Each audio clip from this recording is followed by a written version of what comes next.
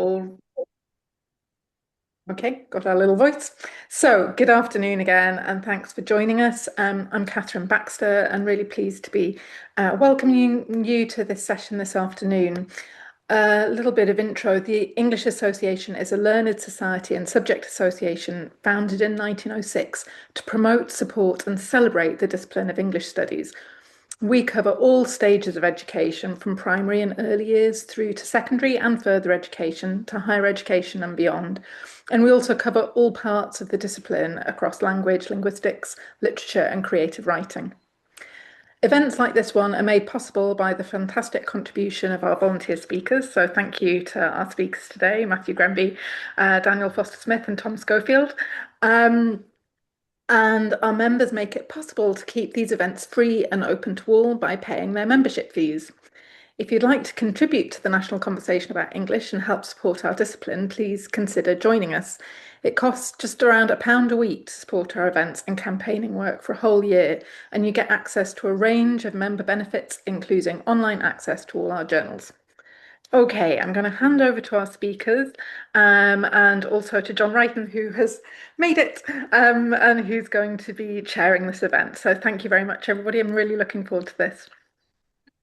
Thanks very much, Catherine. Great to see everyone this afternoon. Thanks so much for joining us. It's a pleasure to be participating as chairing this session of the Thinking Forward series, Future of English Studies. I'm very pleased to be introducing our speaker, Matthew Grenby. Matthew is Professor of 18th Century Studies at Newcastle University.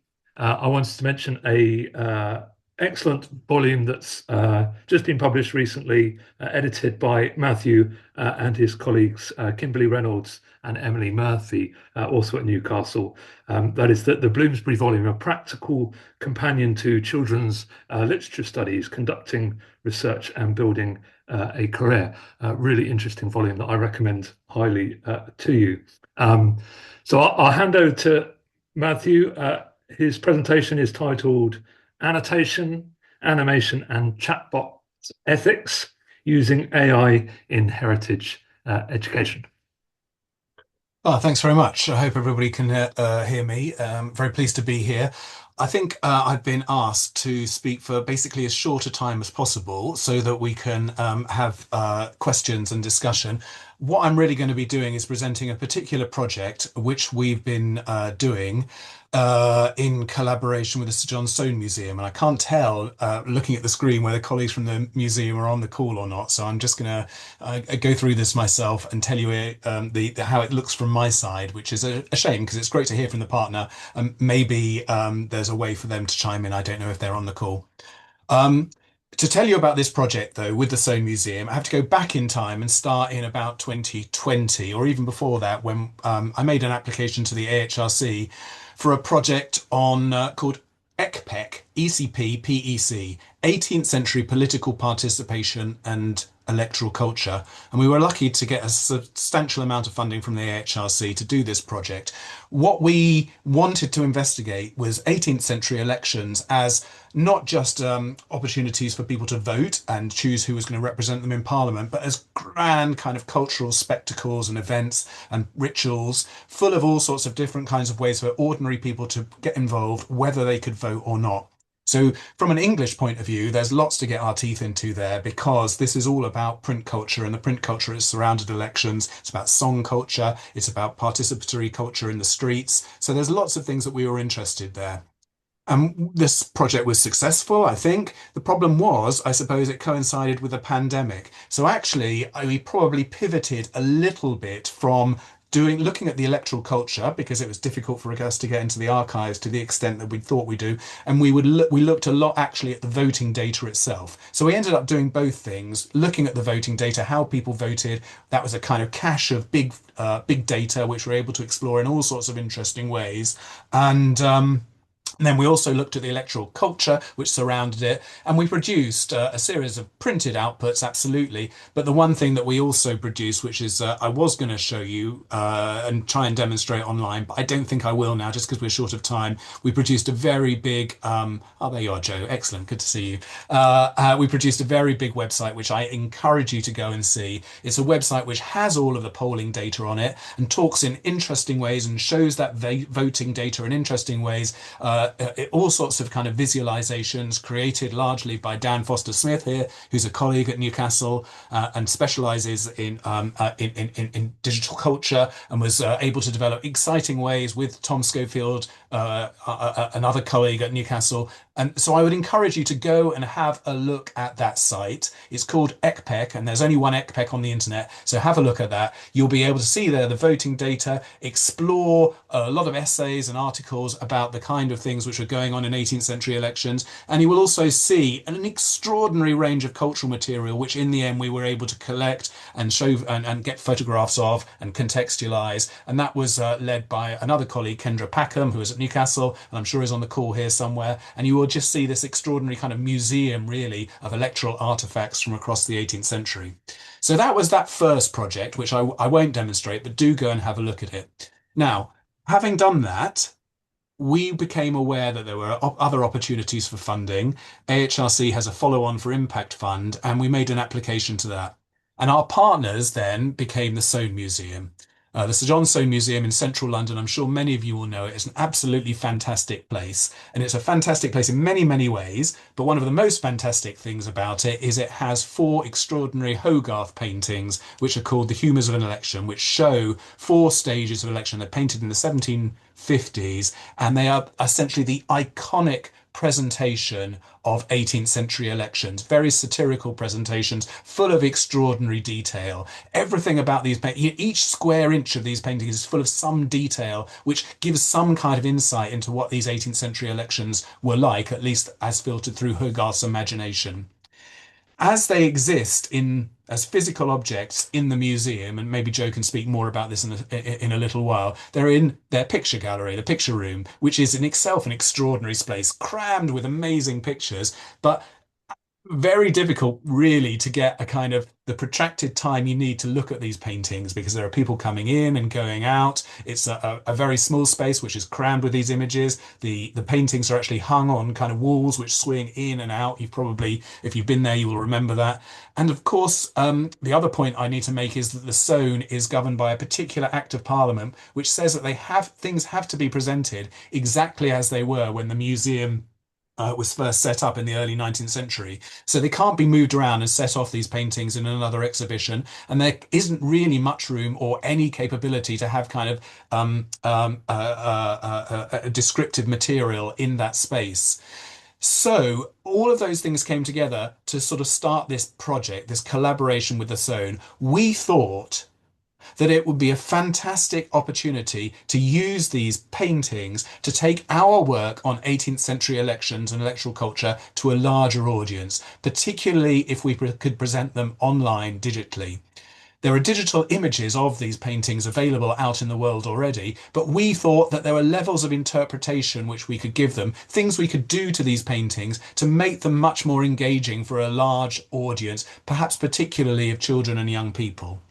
And we thought immediately of schools as well, because in schools, elections, the history of democracy, it features as part of the national curriculum. So we thought that using these Hogarth paintings would be a way of teaching a general audience, but particularly children in schools, about what 18th century elections were like, and then perhaps getting them to think more about what their own kind of participation as citizens in democracy. Because there are lots of ways to involve yourself in politics. Voting is not the only way. And in the 18th century, hardly anybody could vote, of course. And we thought there were parallels between that 18th century position, where people were finding different and alternative ways to engage in politics without voting, parallels between that and the 21st century, when there's such a reluctance of people to vote.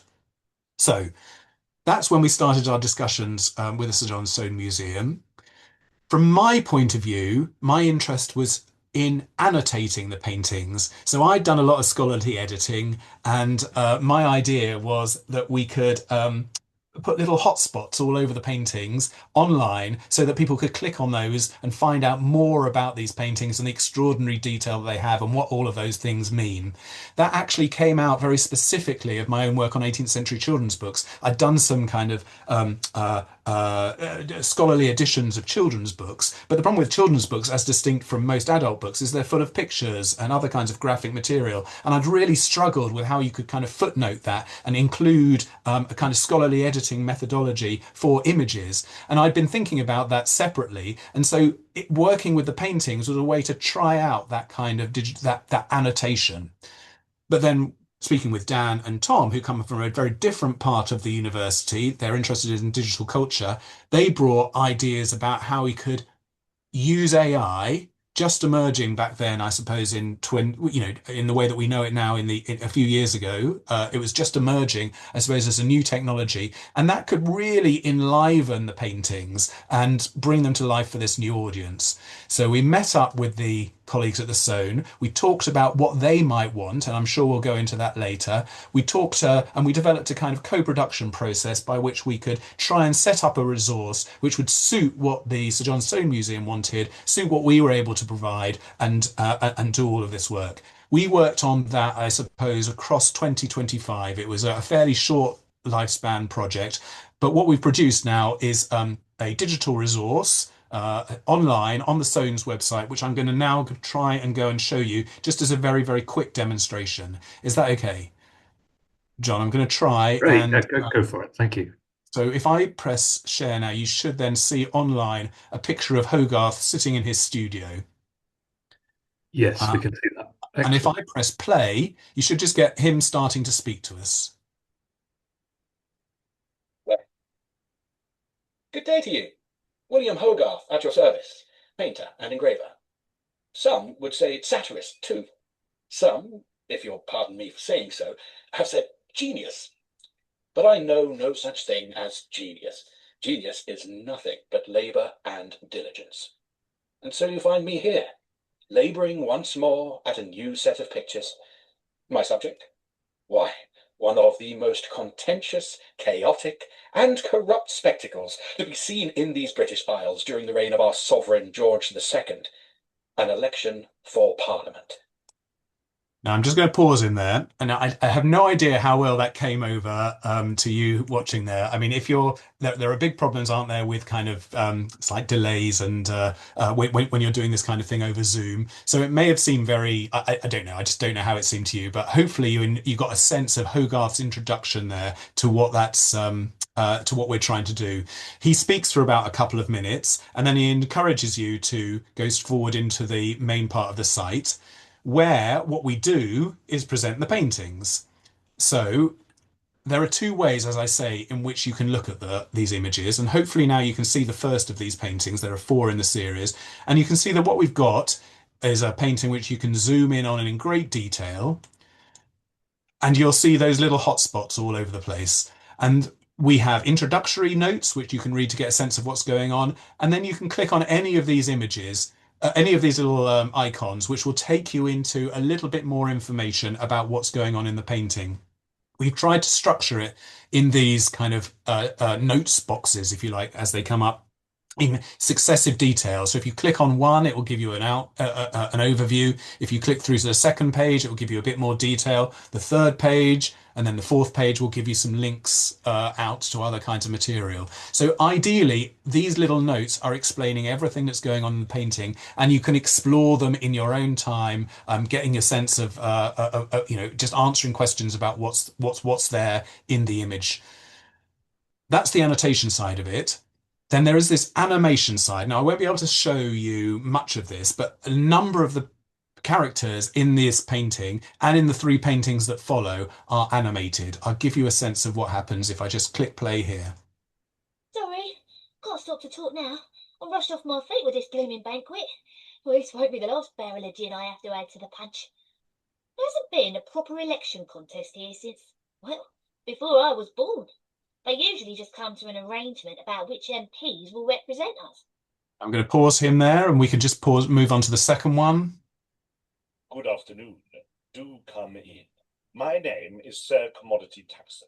and I have the honour to be one of the two candidates standing for the new And let's move on to the third. Get to choose our members of parliament. We're certainly still involved in elections. Just take the...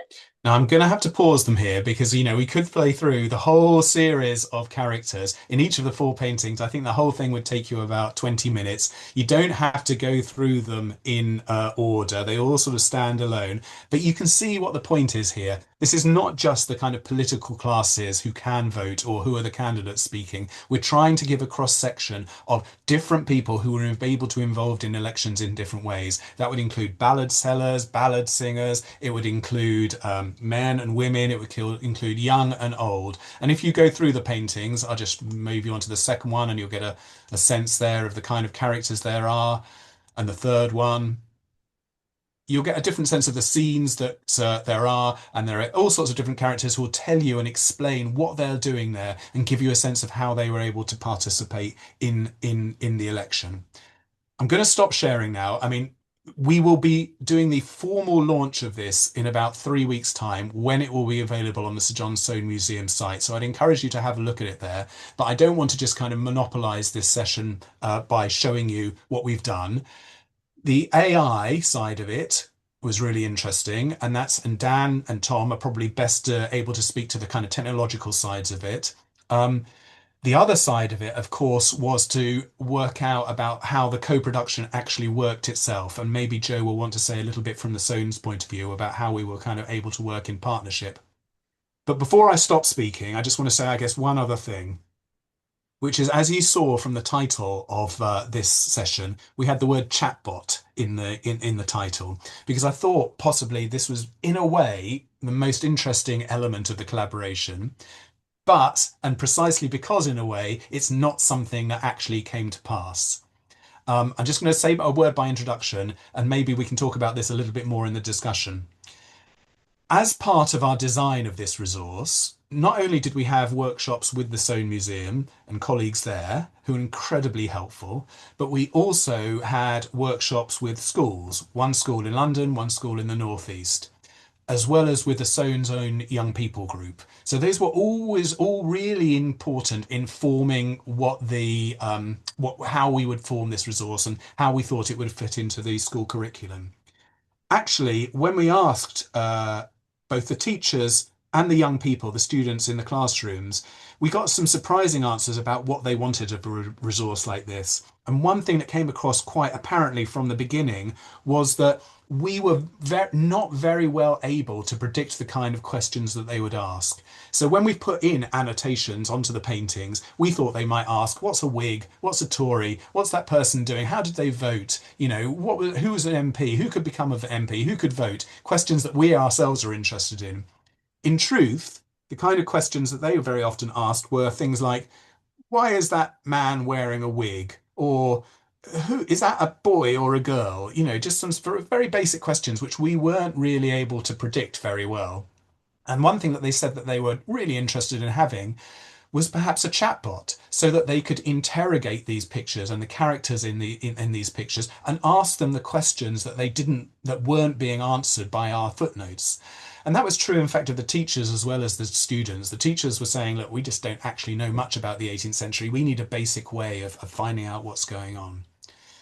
So Dan rather brilliantly designed a chatbot, not just a standard issue chatbot, but a chatbot where you could ask individual characters within these paintings what they were thinking. So you'd get a different response from a political candidate than you would, for instance, from that servant boy. And they could give you a kind of different view of their work in the election. So we tried this out, and it works pretty well. But then the most important part of the collaboration was speaking to colleagues at the Sir John Soane Museum about this. And we kicked this about, and we knew from the very outset that there would be significant ethical issues that we needed to overcome here. The ethical issues are, not manifold. There are ethical issues around the energy use of AI, of course there are, but also about what happens when you use chatbots in heritage settings. Is it in some ways devaluing the kind of experience you actually get in the museum or speaking to real people? That's another concern. But I suppose the most pressing concern was, how do you regulate it? How do you make it safe? The problem that colleagues at the Soane were able to identify was that people could put anything into this chatbot. They could start asking it any sorts of questions, and some of those questions would very quickly take you into quite difficult territory around, who knows, race, around anti-Semitism, which is a feature in the paintings, around gender, around anything. And there was no way really for us to kind of control or monitor that. We explored the idea of using certain guardrails, and we kind of developed some of those guardrails. But in the end, the potential for reputational damage to the museum was so high that I think we just didn't feel that we had confidence enough to go ahead with this. So that hasn't been implemented. It's not part of the resource. And even though it didn't happen, I think actually in some ways that's the most interesting part of the collaboration, the discussion that we had backwards and forwards between the museum and the researchers on our side about what would be possible, what would be desirable, and what we could reasonably do without going into territory which we just couldn't be confident about. So I'm just going to stop there. I'm sorry if that's a long introduction, but I hope we can unpick some of those kind of issues in the questions, and I hope you can hear from somebody else's voice other than mine. Thank you very much, Matthew. It's such an extraordinarily rich and multifaceted project. Just wonderful to have that introductory overview from you. Maybe as the convention is for these sessions, I can start off with a basic question to take us in a little bit deeper, which is maybe you could tell us a little bit more about the genesis of the collaboration. How did it come about, and how did you bring so many different aspects together? So I will start, but I'll just start very quickly by repeating some of the things I said. I suppose we went after the funding is a short answer. You know, we had the AHRC project, the Substantial ECPEC project, and then we realized that there were other opportunities. We knew about these paintings at St John Soane Museum. We'd already included them as static images in the first digital resource that we produced. So, you know, it was very clear that this was a brilliant opportunity for us. I've already talked about the questions, the intellectual questions that I had about how you annotate images, and that was kind of important for me. But maybe Tom or Dan, this is an opportunity for you just to say, from your point of view, you know, coming from a different part of the university, why AI animation seemed to be an important opportunity.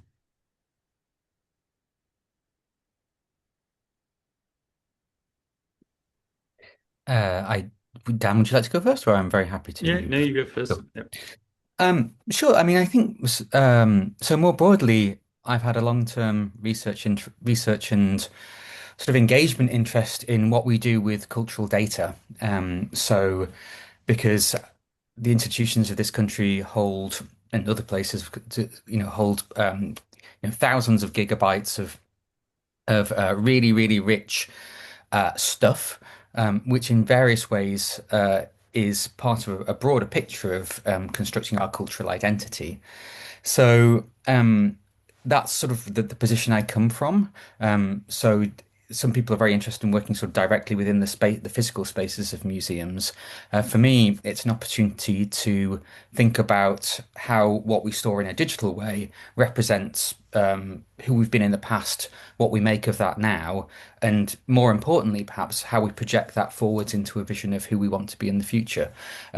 So my own research interests at the moment are very much around the role that AI plays in doing that, and increasingly so. So chatbots are a really, really good example of that. Because they're a very, very powerful way of sort of bringing things to life, but as Matthew's already identified, they carry a lot of problems with them, which we're very much in the early stages of sorting out. At the same time, there are lots of commercial providers already doing things like this and sort of pushing ahead quite quickly. And that's very, very concerning to me. So there's a real opportunity in a collaboration like that to take a cultural partner, look at sort of their holdings as data, and then think about actually what we can do, how we can engage people, and how we can kind of intervene in this very, very fast-moving picture in perhaps a more thoughtful or considered way. Yeah. So yeah, Tom's just to give a bit of context, Tom's my supervisor in a PhD that I've been doing looking at AI particularly within the design industry process. So I was sort of more coming at it from a design practice, industry practice perspective. And the I mean, I think firstly that like the speed at which AI has developed in the last few years. So I think we put the bid in, it was coming up probably for 2 years ago, and this technology just wasn't available. Sort of had an inkling that it was on the horizon. Luckily, it developed to a point that we could actually do the animations in a convincing way. But I suspect within a couple of years, this is going to probably look dated. So from that perspective, I was interested in just sort of actually having some practice of like how to use these sort of tools. And then also around my PhD, I've been looking at how to effectively connect different perspectives. So it was in the like the graphic design industry, particularly, like how you can connect that audience understanding with the practitioner's way to build it into a product or service. So the chatbots I've been using are around trying to understand or help like an understanding between two different groups, which was interesting for this sort of collaboration in terms of you've got the historian's understanding of the discipline, and then you've got the sort of the children's understanding. But at the same time, it was, yeah, like Matthew said, working with that collaboration and coming up with all the sort of the ethical implications that don't necessarily appear in sort of an industry setting was really interesting. Thanks, both. It's great to hear from Tom and Dan as well. One of the things that's really impressed me about this project is, that the pretty diverse set of different expertise that you're bringing together from very different domains, right? Perhaps you could tell us a bit more about how the collaboration works, how actually you bring together those different voices of expertise to work together, the design of the project, how you decided to take it forward, and any reflections on the challenges or the pleasures of that collaborative work. Shall I jump in for a bit, Matthew? Yeah, just before you do, Joe, so I want to come to you in a second if I may, but I'm just going to say congratulate John on noticing that because I mean, I think I'm glad you're really impressed with that because I'm really impressed by that as well. Just before you come in, Joe, from an academic point of view, maybe, from outside, you don't realize how strange it is for me in a school of English to work with research software engineers like Dan and digital designers like Tom. And then Elaine Chalis is on the call, perhaps as well, and she's a historian. And Kendra comes from an English studies background. So our own little core academic team is really diverse. And that has been absolutely one of the pleasures of the project. And if you're asking about how that collaboration actually works, I mean, it has worked smoothly. It had to work smoothly because we had such a short amount of time. And what's been really interesting is to see how those kind of little animated speeches, they become a site of interaction between our different disciplines because there's me or Elaine or Kendra who want to fill it with loads of historical detail or loads of detail about the specificity, the authenticity of the ballads, which the ballad singer character will sing. But of course, that has to be able to be something which can be animated by Dan and with Tom's help, so that it becomes actually a kind of reasonable thing to do rather than a kind of long-winded kind of speech that person gives. And then we had to find actors who would voice what we had to say, and they had views about how it should be said. And then we had the musicians as well, who we haven't really spoken about, but some of these characters come to life and they play music as well. And so, of course, that was another discipline to add into the mix. So that was all really, really interesting. Did we do it perfectly? No, probably not. We would have probably had slightly different workflows if we were to do it again. But nevertheless, that was, a real kind of creative meld. And then that's even before we get to working with colleagues in the partner organisation, our partner organisation, the Sir John Soane Museum. And Joe, I mean, that is for me anyway. I don't know what you're about to say, but for me, that's been one of the other pleasures of the collaboration. So do say what you feel about that. Hi. Yeah, so we are the smallest of the national museums, and actually our structural size or lack of it is really quite critical because we'd actually been approached by another AHRC funding project to work with them, and we'd got part way down the line with them. I don't think you even know this, actually, Matthew. And we just looked at it and went, we haven't got the resource to do this. We can't participate in this project. So I think the first point about the collaboration for us is it seemed so synergistic and so relevant and so potentially purposeful and of benefit to the museum that it felt like a no-brainer. So I think it's that kind of that appositeness of the project being something that can be of value and interest and an extension of research for the academic partner, but equally useful and relevant to the heritage partner. I think that's the first reason that made it really work. Because, if at some point it got difficult or we're a bit behind, or as we are currently all working for free to get it over the line, we know that it's these paintings which sit at the heart of our museum in the picture room, which we can only fit about 15 people in at a time. And whilst we can lend them, it's very difficult to lend them to other institutions.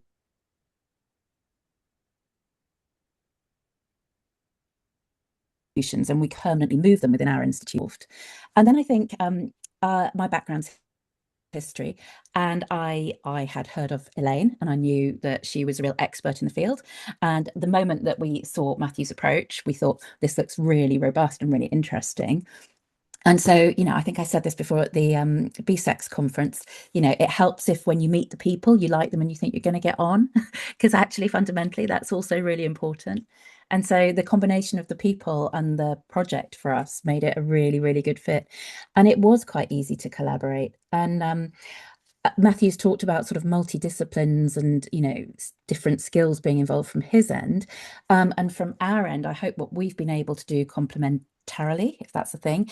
As a curator, I could have been involved in some of the writing in principle, because it is my background and I'm the curator in the museum of the paintings. But it was brilliant that I didn't have to do that because we had such experts on the Newcastle and Liverpool side. So I've been able to be almost sort of a project manager at the Soane end, and I've been able to get, our digital person involved and critically engage with our learning team, because that's where the Soane was able to fill a sort of skills gap, as it were. We have an education and learning department. They regularly work with schools of Key Stage 3 students. Some of them are ex-teachers. Many of our freelancers are teachers. And so we were able to bring that learning and that skill set into the project so that we were ensuring we were pitching the material at the level that was right for the teachers that we hope are going to use this in the classroom. And beyond that, because of the quality of the work, I genuinely believe that whilst it's targeted at Key Stage 3, it will be of interest to so many people beyond that. I have a nearly 70-year-old archivist in the museum who's also the museum's official proofreader, and she did a proof session for us for a day last week, and she said, I really enjoyed this. This is so good. So if Elaine is out there, she's always hoped that it would have reach beyond the target audience. And I confirm, first test case, it has. It's really good to get the museum and curatorial perspective there, Joe. Thanks so much for your reflections as well. And I guess the question I wanted to ask as well, there's so many directions, right? One could go in here, and I'm keen to bring other voices in as well. Perhaps you can say a bit about where you think the project will go going forward. There's a lot that probably colleagues here can learn from in terms of this being such a sort of path-breaking project, I would suggest. So really keen to see how you're thinking to develop this, Matthew, what your plans are. Well, I mean, the first thing that we're going to do is launch the site. So it's not online yet, but well, it's not open to the public yet, but we will be doing that in just a few weeks. And then, we hope that it will be I hear what Joe says about its wide reach, and anybody will be able to access it for free. But we want to, I suppose, put a bit of a focus on it being deployed in schools. So we'll need to take out, work with our networks to try and make sure it is known about and taken up in schools. And as Joe was hinting there, one of the things that we've done alongside the digital thing itself is a teacher pack, which teachers will be able to download. And this is where the Soane's expertise, as Joe was saying, is hugely significant. We just don't know, it turns out, how to speak to Key Stage 3 students very well, whereas there are education professionals in the Soane who are absolutely on top of that and know what a lesson looks like and how teachers will be able to use this in their schools. So that's really, really crucial. I don't know, Joe, what you feel about this, or Dan or Tom, but my feeling is that one project leads to another, and that the chatbot is not dead. And that, I think we know, as Dan, you were saying that, or Tom, sorry, I think you were saying this, that at the moment, AI technology, generative AI, chatbots, every heritage organizations are realizing that they can't just turn their back on this, and that many heritage organizations are experimenting in the way that they can do this in safe ways. And we have quite a lot of learning actually in that after our recent experiences, and we may be able to work with colleagues both academic and in the heritage sector more widely to think about how we, might be able to deploy Dan's chatbot development or other ideas which are similar in those heritage cultures as a real kind of strong engagement tool, but in a way that is safe and ethical. I don't know what anybody else feels. Are there where we'd go with the collaboration? Well, I feel I should put my hand up at this point and just sort of say that, again, coming back to our scale or lack of, the museum probably has, I'm going to guess, about 30, 35, 40 full-time equivalent staff across the whole museum for 30,000 architectural drawings, 7,000 books, and 3,000 works of art and antiquities. There's just 3.5 curators that deal with all of that material, for example. Until partway through this project, we'd never even had an IT manager. So to the point about the chatbot, although on one level I loved it, the idea that we can bring forward voices that wouldn't normally be heard. You could create the chatbot in the image of a woman, a child, someone who living in poverty. That's really interesting. But the museum, because of that sort of our small scale, doesn't have an AI strategy, doesn't have anyone equipped to write or deal with AI in any way, doesn't have a management plan for AI going wrong because we haven't got any AI, and doesn't have the staff to monitor any queries that might be going into the chatbot. Once this particular project is live, it's been set up in such a way that it should be self-caring. It'll look after itself, basically. So that's a big reason why we didn't proceed with the chatbot, because there was risk and we didn't have the resource to mitigate the risk. How else might we use it? Well, we're conserving the other the other Hogarth series that we own at the moment, A Rake's Progress. There's money in a budget for a learning resource, and I'm secretly hoping that we're going to take some of the learning from this project, and that ultimately on our learning page we'll have a Hogarth learning landing page on the website. There won't be one project, there'll be two, and I don't know what the other one looks like yet, but it will certainly, we'll be taking learnings from this across to that. It's going to be so exciting to see how it evolves, which direction you take it in. There's a lot of surprises, isn't there, in a Hogarth painting, and I feel like there's been a lot of surprises in learning about more about the project, not least hearing from some of the characters themselves speaking to us. Maybe I can open it up to others if there are questions from those here that people would like to ask. Do feel free to raise a hand or to jump in.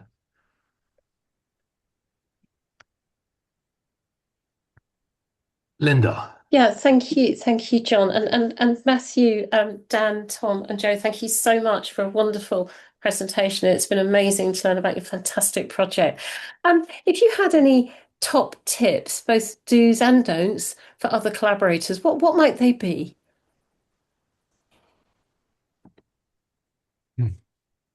Tom. I have a simple one, which is about curiosity. Mm. So this was so one of the things that we've been working on this project and the one before, as Matthew said, since before 2020. And in fact, the conversation about that project before it was submitted I mean, was some years before then. So it's a kind of very long-term thing we've been engaged in. And as an artist and designer and a sort of heritage person, I've been involved in a lot of collaborations like this between, wearing either a technologist hat or more of a cultural hat or some mix of the two. But I think that really distinguished this one was and kind of Joe sort of mentioned towards us a little bit, um, genuine curiosity and a genuine desire for exchange. So in the previous project, we had a number of sort of little kind of sort of feature articles which we produced around making visualizations of some of the data or featuring some of the cultural material, and they were sort of written and created by pairs of Dan and myself, with Matthew and with Elaine and with other colleagues like Kendra Packham.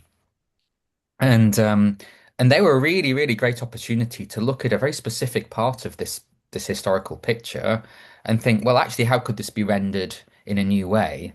And for myself, as someone with no, as I say, I have something of a background in critical heritage, but no history, and particularly not 18th century history. The chance to actually learn a bit more about the picture at that time was really, really fascinating, and it was really reciprocated.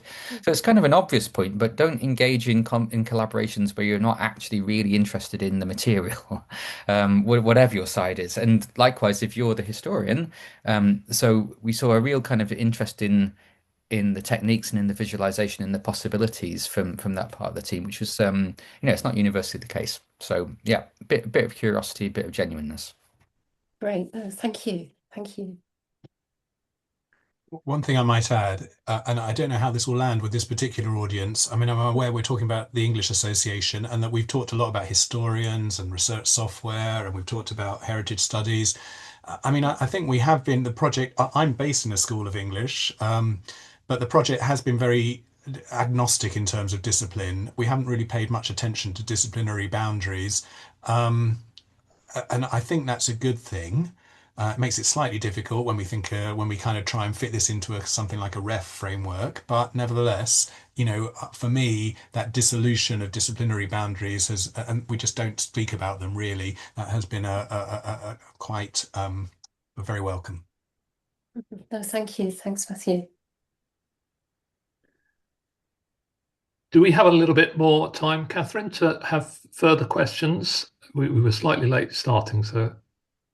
Yeah, I'm sure we do. I think we should probably ask our speakers whether we have more time, because I realise that they also might need to go as well. But and also Becky, who is sort of holding the reins of the Zoom meeting. But yeah, okay, great.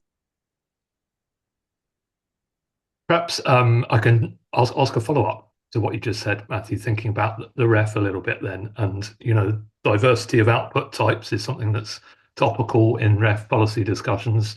Do you have a sense of how one might go about incorporating this into a ref submission in some ways, whether that's an impact case study or as are there different outputs here that one might be able to submit, or is it beyond the scope of the ref framework as it is at the moment, do you think? Those are all interesting questions, and they're under review at the moment. And I don't know. I wouldn't want to say anything definitive except to say that we're thinking about those. It's the disciplinary question is interesting. The different kinds of outputs question is interesting. And as for the impact case study, yeah,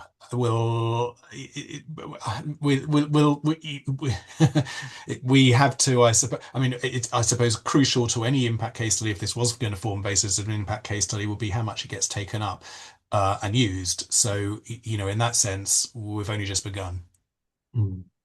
Yeah, really, really interesting. And, thinking about how the funding can enable this kind of interdisciplinary and innovative work that you're talking about. You know, it obviously has benefited from AHRC support to be able to do this kind of work.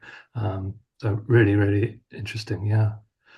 Any other questions from colleagues? I mean, I suppose, and Dan could speak perhaps better than anybody about this, but you know, from an AHRC perspective, this has been a project, even though it's quite small scale. It wasn't a lot of money that we got for the follow-on project, but it has been a project which ties in very much with the commercial possibilities of AI. I'm talking about the animation, and I'm talking around the chatbot as well. You know, what's happening here in the context of an 18th series, 18th century paintings, I think, Dan, is probably happening in lots of commercial environments as well, where the same technologies are being deployed, not necessarily for education, but for other purposes. And, you know, of course, we all know that universities often lead the way in doing new things. There's something perhaps about that going hand in hand with the commercial opportunities and thinking about how the research could actually generate commercial opportunities. I don't know, Dan, if you want to say anything about that, but I know that someone like you, who's a kind of research software engineer in a demand, you know, in an area of great demand, you know, you could be funded by the AHRC, great, but you could equally be funded by business or Innovate UK. Yeah, I think it probably sort of stems back to what Tom said right at the beginning of the call on getting that sort of balance between what the academics bring versus what the sort of commercial objectives are. And it is a space that's moving really quickly and is being used commercially. There's so much AI slop appearing online now, it's sort of hard to miss it. But it's like what brings that level of authenticity that I guess an academic setting probably focuses on more than a commercial setting. So it's like how do we think about the ethical? Obviously, there's commercial industries which think about that sort of stuff, but the framing within the academic setting is slightly different, which I think is really important that we develop at the same time. I guess the problem is there is a delay in the academic setting on sort of getting these findings out. And with the technology moving so fast and the adoption moving so fast, it's like, how do we think about actually disseminating these findings? And that's probably where something like the collaboration with the Soane Gallery is really good, because it's not waiting for peer review. It's a more active, engaging way to spread these findings, if that makes sense. Yeah, it does. Absolutely. Yeah. Some really complex aspects to it. Catherine. Hi, thanks. This has been fascinating. I wondered, you've spoken about, I suppose, the pleasures and interests of working across different disciplines. Are there things you're doing differently now back in your own space, as it were, whether that's literary studies for Matthew or in the kind of heritage technology sector sort of area for Tom, for Dan in AI, for Joe within the curatorial practice? What are you now doing differently as a consequence of your interactions on this project in your home space, as it were, rather than just within the project? If anything, maybe you're not.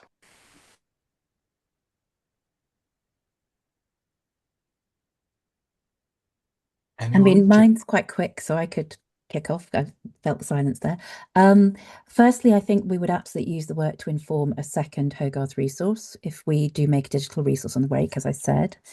And I think it's just hammered home for us how complex and difficult this digital AI space is.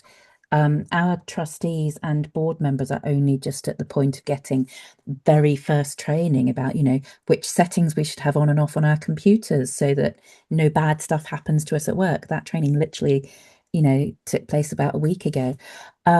And so I think it's heightened our awareness of the importance of this area. Sadly, at this point in time, it doesn't make us any more able to manage or participate in it, but we know that's going to have to come. I think for me, I mean, it's a little difficult because most of my work is in these interdisciplinary spaces. I think specifically with this one, a kind of heightened awareness of the stakes. So particularly for organisations like the John Soane Museum. And I think particularly in these sort of so a lot of my work and colleagues like me is doing research and really kind of releasing bits of it as you go, which is often absolutely fine. And but this is an example where there had to be a very, very careful conversation. In the end, as Matthew explained earlier, the decision was to just say, well, actually, this is not ready. We can't do this. And even though, in some ways it might be in our interests as individual researchers or scholars to do that, that's not the right thing for the institution. So I think, yeah, so an awareness of how high the stakes can be, and how quickly that sort of can ramp up as soon as you start looking into it properly.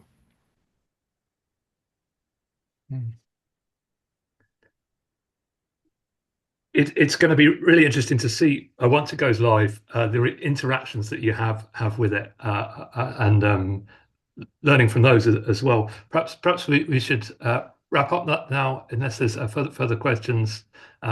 Just leaves for me to thank you so much to Matthew for bringing this presentation to us, and colleagues from Newcastle and elsewhere. It's been really great to hear about such a rich, multifaceted, path-breaking project. So thank you again for bringing it to us.